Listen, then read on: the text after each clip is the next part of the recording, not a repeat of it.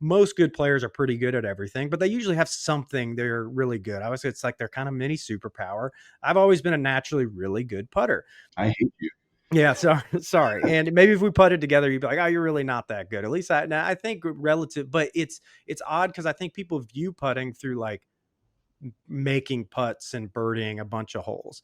Whereas I've always viewed it as like I play a lot of tournaments, and I can't tell you the last time I've three putted in a tournament. And it was before I've even come across some of your quotes. I was the king of leaving putts a foot short, and people telling you, you never made a putt that didn't get to the hole. And, even if you're playing in a 2-man scramble, oh, I don't want you to putt second because, you're a die putter or whatever it might be.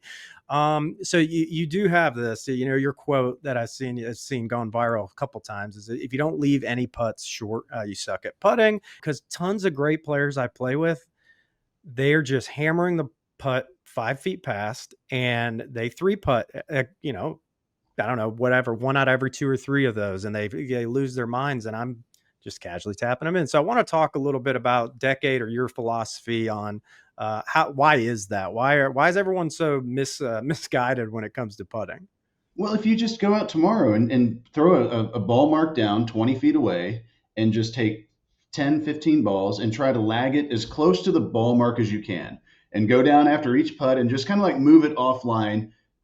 I want you to try to recreate your shot pattern just off to the side. And the reason we're moving the putt is so the next putt doesn't hit the prior ball. Right. Your shot pattern, I don't care how good or bad you are at golf, your shot pattern on putting will be from 20 feet at least 3 to 6 times deeper in speed control than wide in directional control. Everyone's speed is just significantly worse than their line control. And again, that doesn't matter if you're a 20 handicap or a +9. I mean, it literally doesn't matter.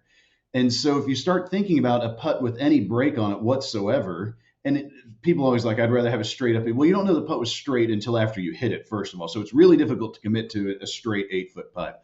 But once you have a putt with any break on it, the ones that you hit too soft start breaking sooner. The ones that you hit too hard start breaking later. So even given the identical read and start line, your shot pattern starts to become wider, which just means the hole is going to get in the way of fewer putts. It's just your speed. Even it's just hard for people to wrap their heads around this. Your speed is going to dictate your line, your ultimate line, more than even your start line. So I agree with the Dave Pell's 17 inches past the hole. I honestly think that's probably a little bit much, maybe 9 or 10 inches. Mm-hmm. If you could control your speed to the inch, then yes, you should just barely get it past the hole every single time, make the hole as big as physically possible. But you can't control your speed to the inch. And so we've got this distribution from long to short. And from 20 feet on the course, it's going to be at least 4, if not 5 feet for a PGA Tour player. So now from 16 to 20 feet, if I've got a 4-foot deep shot pattern and I don't leave any short, I will have 4-footers coming back. I will miss some of those. I mean, just the make rate is 88% on the tour. So I will 3-putt some from even just 18 feet. But also I've centered, if you just think of it as a normal distribution curve, I've now centered the inner 50% of my shot pattern nearly 2 feet past the hole. I've made the hole incredibly small for the vast majority of my putts. Now, if I take that same shot pattern depth and I leave 20-ish% short, and this depends on the player, but I leave 20-ish% short, yeah, the ones that came up a foot short didn't have a chance of going in. But realistically, the ones that went 3 to 4 feet by, unless it hit the dead center of the cup, they weren't going in either. Right. So now I've basically traded out those 3 to 4 foot comebackers for 0 to 1 foot tap ins. And I've also centered the vast majority of my putts barely past the hole, making the hole as big as physically possible.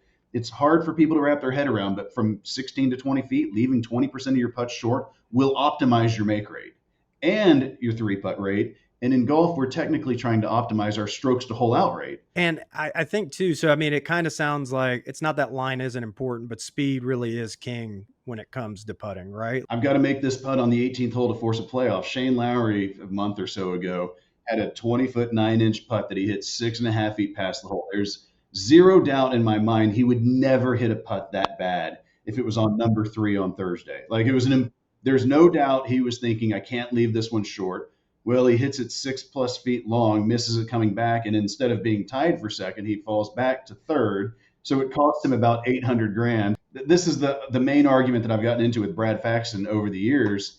And it's bonkers to me how he just sticks his face in the ground in mountains of data where he said specifically, when I missed a putt, when I was putting my best, I always had to mark the comeback putt because it was going past the hole with enough speed.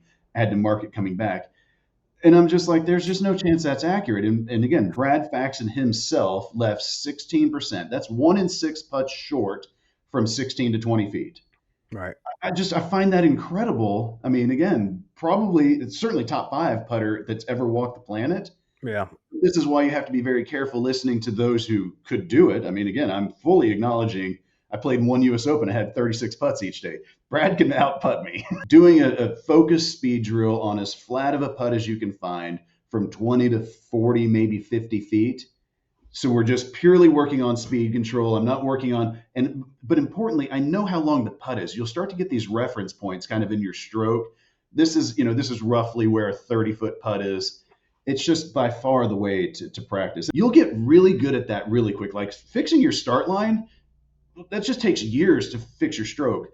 But focused concentration on your speed control, you can get your speed. I'm not gonna say it's gonna be great, but it can get a lot better really quick. Fast. And Hmm. now if I'm able to roll it from 30 to 40 feet into a 3 foot zone fairly consistently, well, now I get out on the course. And as long as I'm comfortable, especially from 30 to 40 feet, I should be leaving exactly half my putt short. But now, so now I've got instead of a 3 foot window, I've got 3 foot short to 3 foot long. I've got a 6 foot window. Literally, my target just doubled in size, and the amount of confidence you get from like, dude, I hit it into a 3 foot zone 75% of the time, whatever the number is. Right. Rolling it into a 6 foot zone just becomes comically easy. I mean, honestly.